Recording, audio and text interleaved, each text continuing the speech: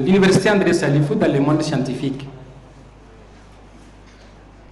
Alors, la présentation va essentiellement se focaliser sur les articles que les chercheurs et enseignants-chercheurs plutôt de l'université ont produits.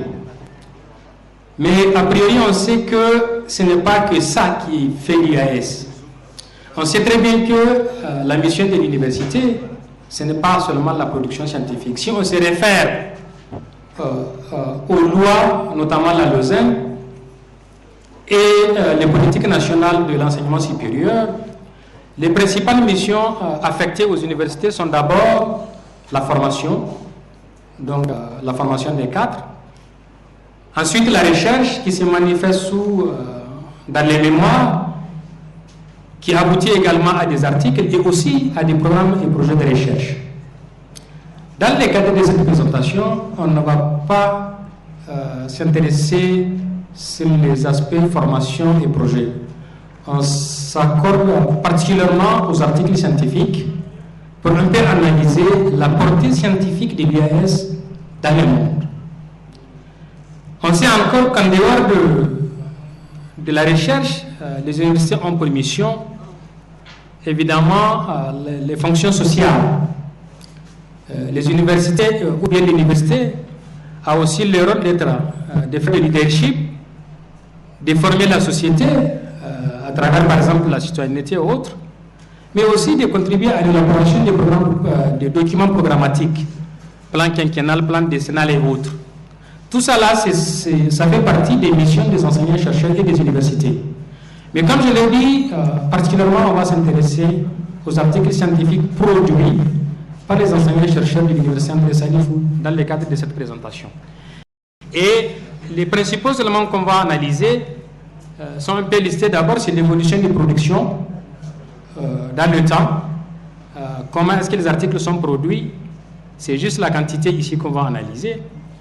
Puis, on va, sur la base justement de ces productions-là, essayer de mettre en évidence les équipes de recherche, formelles ou informelles, qui se forment dans le cadre de la recherche. Puis, de voir les enseignants de l'université André Salifou, principalement dans quelle revue.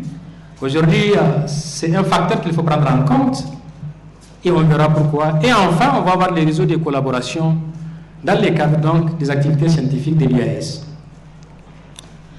Alors, je vais commencer avec d'abord l'évolution du nombre. Ces graphiques nous montrent un peu l'évolution des articles produits de 2013 à aujourd'hui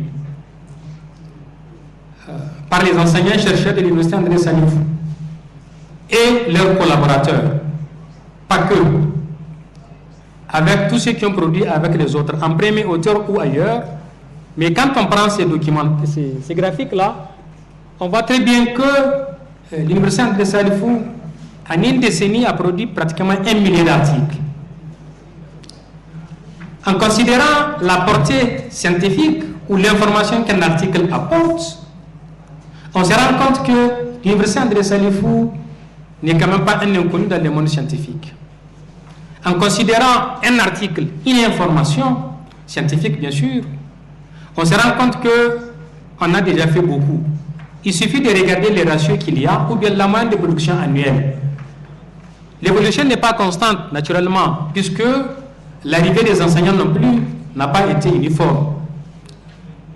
Il y a des périodes là où il y a eu beaucoup de recrues, comme c'était à notre temps, à la promotion donc, de notre arrivée en 2015. Maintenant, de 2015 à aujourd'hui, vous allez constater que le nombre de productions a augmenté brutalement. Parce que 2 ans après, maintenant les productions, c'est pour déjà accéder au grade, il faut produire et avancer. Puis après, l'autre vague qui est venue, c'est le recrutement de 100 enseignants-chercheurs qui a été géré par les ministères. Là également, ça a contribué justement dans la production des articles à l'université André Salifou Zander. 171. Merci beaucoup, professeur. Alors, quand on prend ces articles-là, les hic, c'est que sur les milliers d'articles, il y a pratiquement que le 40% qui se trouve en ligne. Les 70%, les 60% autant pour moi, sont des productions faites en papier. C'est bon et c'est mauvais, on va voir pourquoi. Alors, dans le cadre de cette présentation, j'ai bien voulu utiliser les milliers d'articles produits, sauf que je me suis confronté à un problème d'indisponibilité des documents ou des fichiers, ou même de la liste des articles.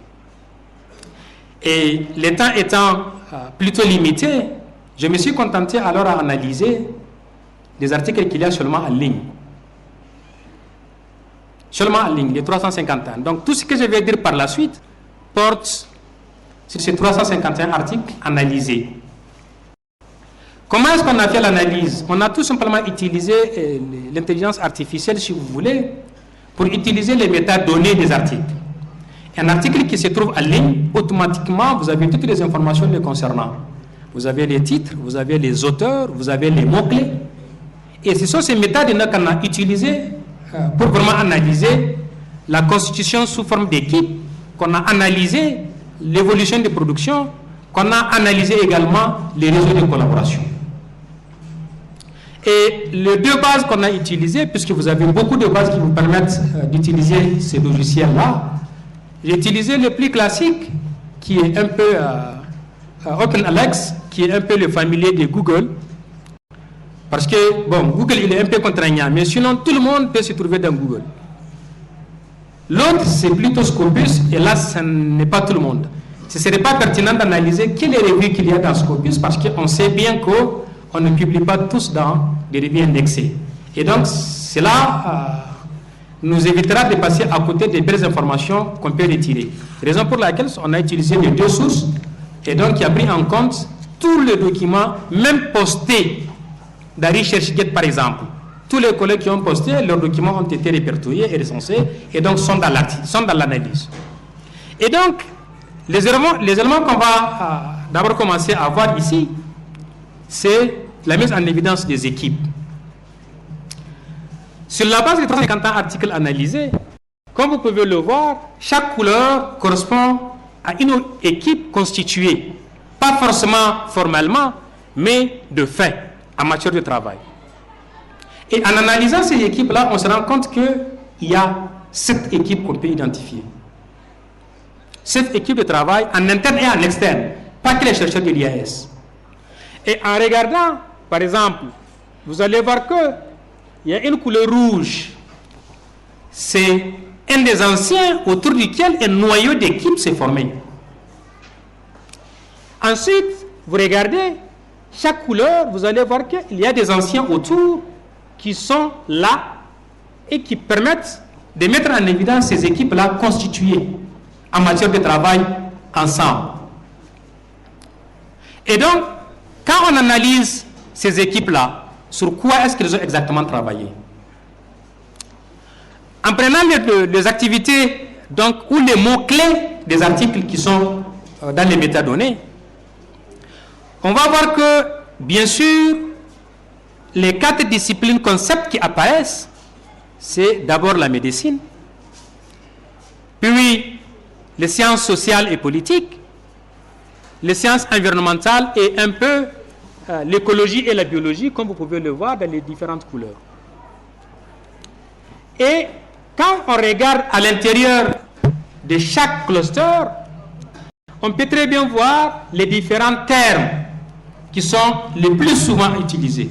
Parce que l'analyse porte sur la co-occurrence des mots-clés. Chaque point qui est représenté avec un grand diamètre, c'est qu'il est répété plusieurs fois dans les mots-clés des articles. Donc, plus un mot est grand, plus il a été répété plusieurs fois dans les différents mots-clés des articles.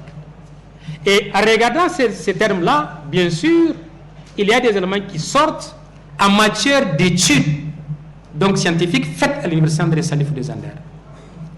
Maintenant, quand on analyse l'évolution des concepts, parce que c'est vrai, c'est tout jeune, l'université a commencé en 2011, mais quand on fait une évolution de ces concepts-là, comment est-ce que ça évolue avec le temps? Pour cela, tous les termes représentés en jaune sont les termes qui sont relativement récemment étudiés. Et les termes qui sont représentés en bleu foncé ou vert marron, ce sont des termes qui ont été étudiés à peu près au début de la création. Et en analysant ces éléments-là, on se rend compte que quand je prends par exemple du côté des sciences de la nature, les termes qui sont un peu de tendance du moment, étudiés ici à l'Université André Salifou, vous les retrouvez ici. Par exemple, c'est les mots aquifères, la qualité des eaux, la géochimie, ou bien l'agronomie par exemple, ce qu'il a évoqué, la variété des gènes, la sécurité alimentaire. Ce sont des termes qui sont aujourd'hui les plus récemment étudiés dans les publications des enseignants de l'Université André Salif de Zander. Puis, de l'autre côté, en médecine, vous avez par exemple la psychiatrie, vous avez la virologie, la néphrologie et ainsi de suite. Ce sont des termes qui sont étudiés dans les derniers articles produits par les chercheurs. Et en s'en tenant à ces rythmes-là, on peut se dire qu'elle va dominer, par exemple, la recherche au cours des 5-10 prochaines années, ici à l'UAS. Très probablement, ça va continuer sur la même lancée, à moins qu'il y ait de nouveaux projets portant sur d'autres aspects qui vont venir et qui vont être à l'origine de la publication des articles. Mais dans ces rythmes-là, voilà ce que nous avons un peu identifié par rapport aux activités de recherche. Alors, toujours par rapport aux articles publiés en ligne, quels sont les auteurs qui ont été les plus cités? Il y a deux aspects à voir, les plus qui ont produit et les plus qui ont été cités. Là, c'est juste, je n'ai pas pris les plus qui ont produit, c'est les plus qui ont été cités. Et là également, vous allez toujours retrouver des clusters qui se forment. Tous ceux qui sont de la même couleur, sont des gens qui travaillent à réseau, ensemble, à l'interne, ou bien avec la collaboration extérieure. Et là, on regarde, on se rend compte qu'il y en a bien sûr des réseaux qui se forment autour de la médecine, des sciences environnementales, de l'agronomie, de l'agroforesterie, et de ces clusters-là, je n'ai pas su qui sont-ils, mais probablement à travers le nom de Moussa Jibril là, je peux penser qu'il s'agit de la psychologie, non, psychiatrie j'imagine.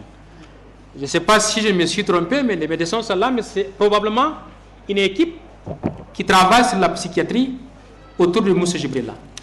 Mais en tout cas, c'est le cluster des auteurs les plus cités sur la base de ce qu'il y a en ligne. Je le précise. Je n'ai pas eu la possibilité d'utiliser les 905 articles, mais que les 305 qui sont en ligne. Voilà. Maintenant, quels sont les documents produits ou coproduits par les chercheurs de l'IAS et qui ont été les plus cités? Voilà ce qui ressort justement du travail. En regardant, vous avez plusieurs points centrés justement autour des chercheurs. Je vois le plus gros point, par exemple, c'est M. Decroix, ou bien Sylvie Gall, ou bien Sartelli. En tout cas, les noms sont là.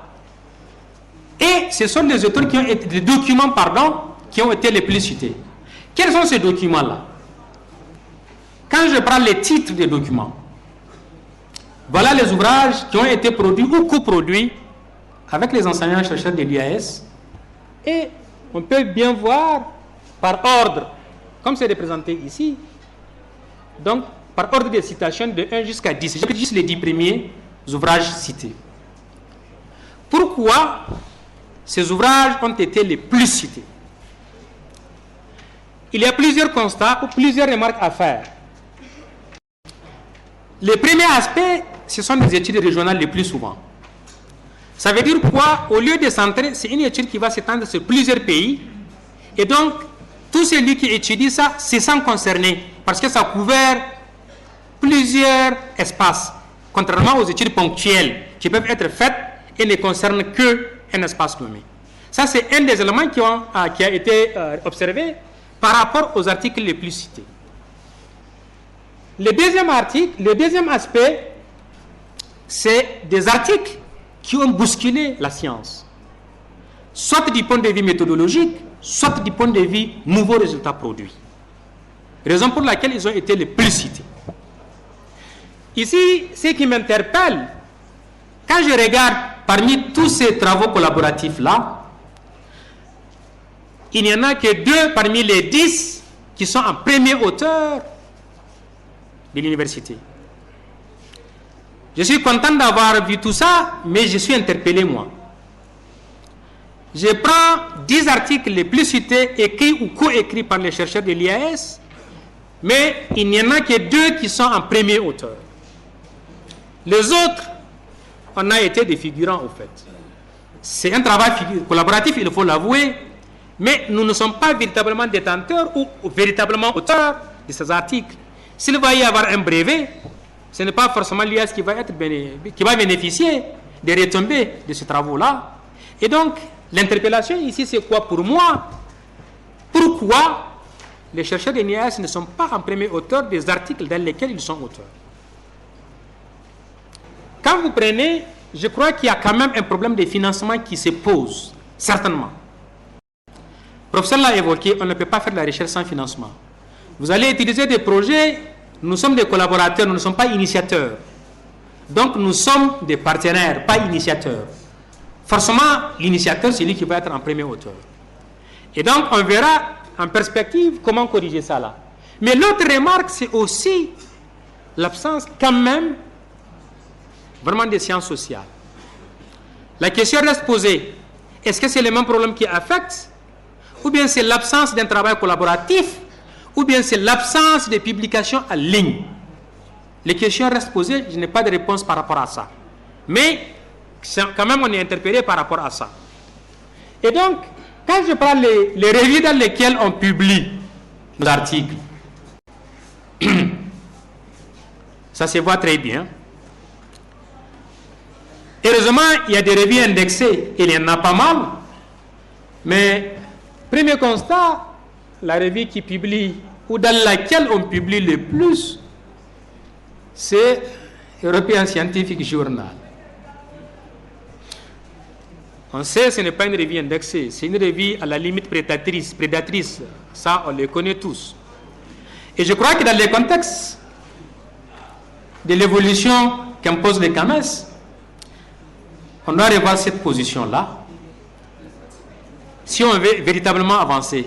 Publier dans ESJ, d'accord, mais il ne faut pas que ce soit la revue qui va dominer nos publications. Elle est en ligne, elle est facile, rapide, mais sa portée scientifique est plutôt douteuse. Maintenant, toujours par rapport aux publications, je reviens aux revues de l'IAS. L'IAS a 2 revues dans lesquelles elle produit les articles. Je commence avec la plus ancienne, TSE. Le premier numéro est paru en novembre 2012. Depuis cette date, il y a eu 21 numéros qui totalisent à peu près 215 articles produits. C'est très bien. Quand on fait le point, en moyenne, sur les 2 numéros donc annuels, il y a 18 articles qui sont parus chaque année. Ça, c'est vraiment bien. Et ça met en évidence déjà la régularité de la revue. Mais aussi la portée internationale de la revue. Regardons un peu les auteurs qui publient. Ici, j'ai juste pris, sur les 245 articles publiés, juste les auteurs qui sont en premier auteur. Et leur ville. Ils sont de quelle ville? Pas pays, mais de quelle ville? Et donc, quand on regarde, vous avez les villes des premiers auteurs qui ont publié dans la revue TSE. Évidemment, en regardant, déjà dans la sous-région, TSE, c'est une revue qui s'impose. Aujourd'hui, elle n'est pas inconnue. Mais ça va même au-delà. Au total, on a 29 localités des premiers auteurs si on regarde cette carte-là. Donc, la portée internationale de la revue de TSE est évidente. La portée est évidente, pardon. et met en évidence aussi la portée scientifique de l'université. Des auteurs de ces localités-là ont bien voulu publier leur article dans la revue TSE. C'est, je crois, une portée scientifique non négligeable. Si TSE a fait gagner cela en une décennie, je pense que c'est une belle avancée. On verra maintenant comment promouvoir ça encore au mieux. Et quand on analyse les articles publiés toujours dans TSE, les auteurs là, vous voyez, au Niger, les deux villes, donc institutions par ricochet, c'est l'IAS et c'est IAM. Mais après, vous voyez, c'est tout ce qui est en rouge, ce sont d'autres localités hors du Niger qui publient dans la revue.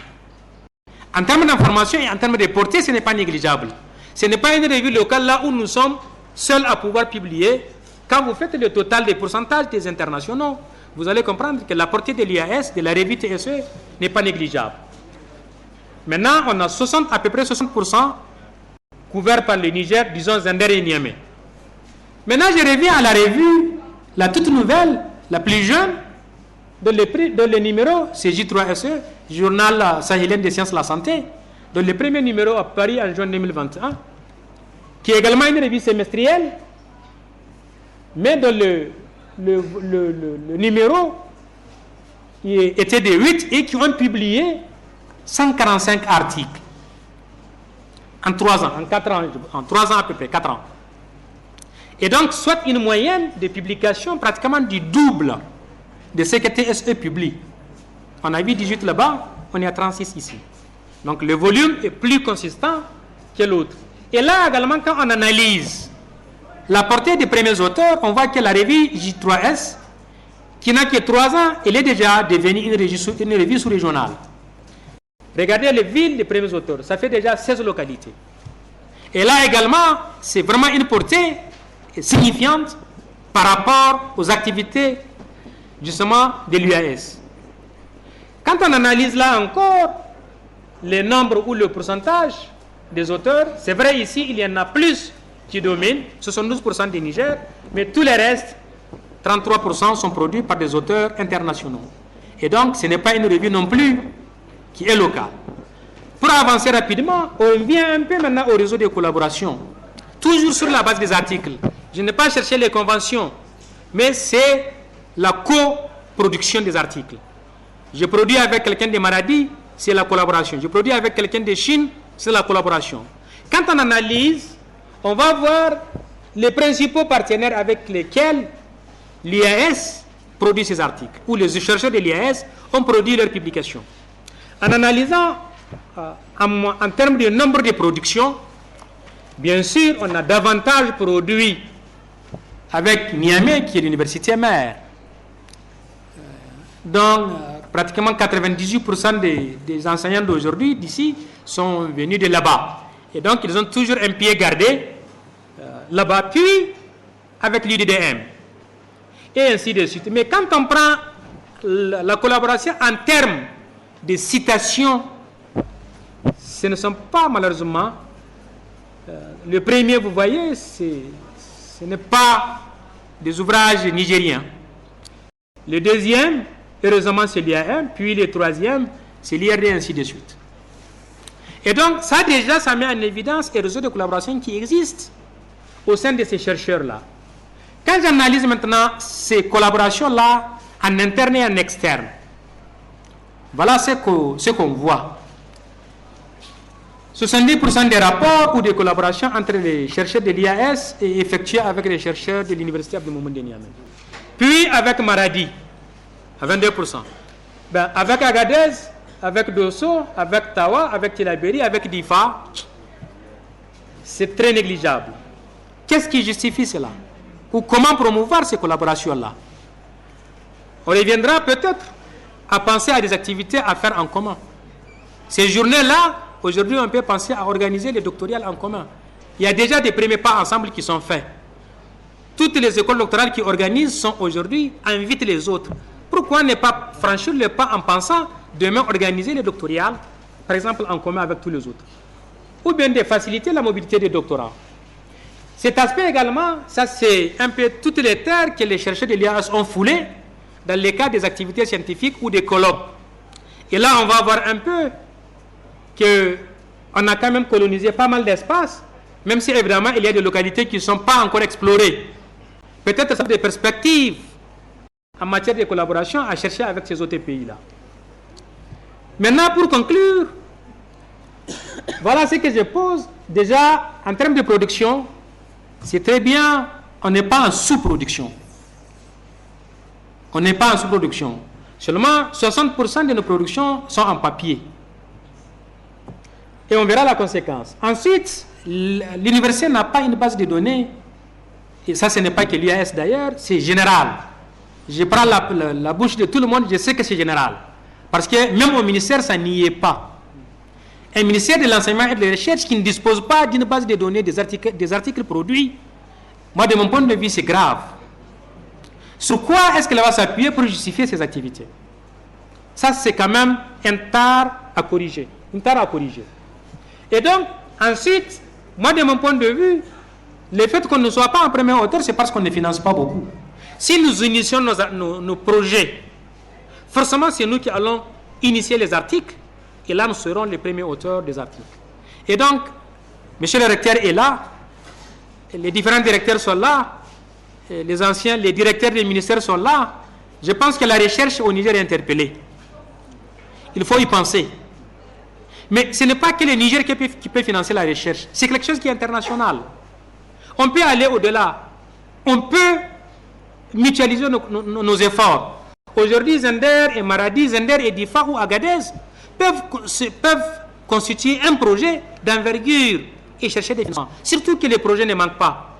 Seulement si chacun va rester agronomie ici, agronomie là-bas, maintenant on est des concurrents. Alors que si on peut s'unir notre force, on est tous des agronomes avec un seul projet. Là, on a plus de chances pour avancer. Ensuite, la portée, comme on a vu, l'IAS est seulement dans 60%, 60% des productions sont en papier. Et ça, du point de vue scientifique, c'est quand même pas bien. Comme je l'ai dit, pour être visible dans le monde contemporain, il faut être acteur et il faut être virtuel. Être acteur, ça veut dire quoi? L'IAS doit penser à financer sa recherche au lieu de s'agripper au financement des autres. Là, on devient acteur, c'est nous qui avons initié. Ensuite, intégrer les réseaux de collaboration, il faut vraiment monter des projets collaboratifs internationaux. Et l'autre chose, pour être virtuel, l'IAS doit penser déjà à demander à ses auteurs de publier aujourd'hui en ligne. C'est la tendance. Si vous voulez être visible, il faut être virtuel. Quand on produit dans TSE, c'est très bien, mais TSE est physique et sur place. On ne peut être lu que sur place. Quand on publie en ligne, 2 minutes. Ensuite, pensez à mettre nos revues en ligne. Et il faut s'inscrire. Il faut s'inscrire dans la dynamique d'indexation. En tout cas, j'inviterai les collègues vraiment à s'inscrire sur les profils scientifiques en ligne. Et ResearchGate, Google Scholar, c'est des choses qui sont intéressantes. Ça permet même les publications qu'on a faites sur TSE de les mettre, et comme ça on va être lisible et on va être cité. Merci beaucoup et voilà. Alors par rapport à la procédure, on va quand même accorder une vingtaine de minutes parce que c'est les 20 minutes qui nous restent par rapport au chronogramme. À nos invités de marque qui veulent placer leur mot. Comme vous l'avez dit, la revue TSE a été créée en 2012. Mais aujourd'hui, vous pouvez la mettre en ligne. Vous pouvez l'indexer aussi. Après TSE, on a créé une autre revue, EDS, qui aujourd'hui est sur 4 phases d'indexation.